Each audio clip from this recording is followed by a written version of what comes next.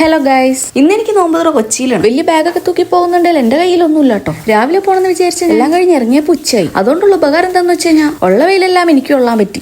അങ്ങനെ ആനവണ്ടി കയറി കിടന്നുറങ്ങാന്നുള്ള മൈൻഡിലായിരുന്നു. നല്ല പൊരിഞ്ഞ വെയിലാണ്ട് കാറ്റ് പോലെ ഏൽക്കുന്നുണ്ടായിരുന്നില്ല. ബസ്സിൽ കയറി സൈഡ് സീറ്റ് കിട്ടി എനിക്ക് അപ്പോൾ പക്ഷെ എന്താ കഥ, വെയിലല്ലേ, ഉറങ്ങാനും പറ്റുന്നില്ല. നൂറ്റാണ്ടുകൾക്ക് മുമ്പ് തുടങ്ങിയ റോഡ് പണി ഇതുവരെ കഴിയാത്തോണ്ട് ആകെ മൊത്തൊരു പൊടിമയായിരുന്നു. കുളിച്ച് ബസ്സിൽ കയറി ഞാൻ കുറച്ച് കഴിഞ്ഞപ്പോൾ കുളിക്കാതെ ട്രെയിനിലിരിക്കുന്ന ഒരവസ്ഥയിൽ നല്ല ഉറക്കക്ഷീണം ഉണ്ടായിരുന്നു. എന്നാൽ ഉറങ്ങാനും പറ്റുന്നില്ല. ഹജ്ജാതി അവസ്ഥ. ഫോർട്ടുച്ചിക്ക് ബസ് തന്നിട്ട് ഫോർട്ടുച്ചിക്ക് മാത്രം ബസ്സിൽ കുറെ നേരം നിന്നപ്പോൾ ബസ് കിട്ടി, പക്ഷെ സീറ്റൊന്നും കിട്ടി. നോമ്പറക്കണ വീട്ടിലെത്തിയപ്പോൾ അവിടെയൊക്കെ പണികളൊക്കെ തുടങ്ങി. വീഡിയോ എടുക്കുന്നുണ്ടെങ്കിൽ പിന്നെ ആർക്കും ബെല്ലും ബ്രേക്കും ഇല്ലാത്ത അവസ്ഥയായിരുന്നു. ആരൊന്നും വിചാരിക്കണ്ടേ, കാണുന്ന മൊത്തം വെറും പ്രഹസനം മാത്രം. 5 വയസ്സ് പോലും തികയാത്ത എസിം വരെ നോമ്പ് പിടിച്ചു.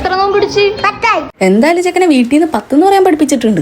എല്ലാരും വിളമ്പെന്ന് തിരക്കിപ്പെട്ടപ്പോഴും ഞാൻ നൈസായിട്ട് മാറി. എന്റെ പണി വീഡിയോ എടുക്കലാണ്ട് ഞാൻ എന്റെ പണി അടിപൊളിയായിട്ട് നടത്തി. ഈ കൊച്ചാണെങ്കിൽ എപ്പോഴും കരച്ചു. കരയ്ക്കുമ്പോൾ നമുക്കൊരു മനസ്സുഖം കിട്ടും. എന്റെ മനസ്സുഖത്തിന് വേണ്ടി ഞാനൊന്ന് കരയിച്ചതാക്കാണ്. 2 കൈയിലും വറവും പിടിച്ച് ഒരു പണി എടുക്കാണ്ട് എല്ലാ പണിയെടുത്തതുപോലെ അഭിനയിക്കുന്നതാണ് എന്റെ അമ്മയമ്മ. ഇത് അടുത്ത ആള് പറഞ്ഞു വരുമ്പോൾ ഇതെന്റെ കൊച്ചാപ്പയാണ്. പക്ഷെ ഉള്ള കാര്യം ഉള്ള പോലെ അമ്മ പറയണല്ലോ. ഒരു പണിയെടുക്കാണ്ട് എല്ലാ പണിയെടുത്ത പോലെ ആക്ട് ചെയ്യാൻ മൂപ്പരെ കഴിഞ്ഞിട്ടുള്ളൂ വേറെ ആരും. ഞാൻ പറയുന്ന കേട്ടതൊന്നും ഞാനാണ് എല്ലാ പണിയെടുത്തത്. എല്ലാരും പണിയെടുക്കുന്ന 4 ആളെ കാണിക്കാൻ ഒരാൾ വേണ്ടേ, അതാണ് ഞാൻ. നോമ്പർക്കലിന്റെ ഇടയിൽ അവിടെ റെസ്ലിംഗും നടക്കുന്നുണ്ട്. അങ്ങനെ നോമ്പർക്കാൻ സമയപ്പോഴേക്കും സാധനങ്ങളൊക്കെ റെഡിയാക്കി. പിന്നെ പണിയെടുക്കാൻ കുറെ പേരുള്ളതുകൊണ്ട് ഒറ്റയടിക്ക് പണി കഴിഞ്ഞു. പിന്നെ ജിഫിന്റെ ഫാമിലി ചെറിയ ഫാമിലി ആയതുകൊണ്ട് ഐറ്റംസ് ഒക്കെ കുറച്ച് മതിയായിരുന്നു. പിന്നെ നോമ്പറക്കുന്നതിന് മുമ്പ് തന്നെ ബീഫ് റോളിന്റെ ഓപ്പറേഷൻ കഴിഞ്ഞു. ബാങ്ക് കൊടുത്തപ്പോൾ അങ്ങനെ എല്ലാവരും നോമ്പ്, അല്ലാതെ ബാങ്ക് കൊടുക്കണമെങ്കിൽ മുന്നേ നോമ്പറക്കാൻ പറ്റില്ല. പിന്നെ നോമ്പർ നേട്ടണില്ല ആ ബിരിയാണി ചെമ്പ് പൊട്ടിക്കുന്ന സീനാണ് മസ്റ്റ്. സോഡാ കുപ്പി പൊട്ടിക്കുന്ന സ്റ്റൈലാണ് ഇക്കാക്ക ബിരിയാണി ചെമ്പ് പൊട്ടിച്ചത്. നല്ല അടിപൊളി ബീഫ് ബിരിയാണി ആയിരുന്നു. വലത്തെ കൈ കൊണ്ട് തലമാന്തിയിട്ട് ഇടത്തെ കൈ കൊണ്ട് ചോറിൽ നിന്ന് എസ്സിനാണ് മെയിൻ.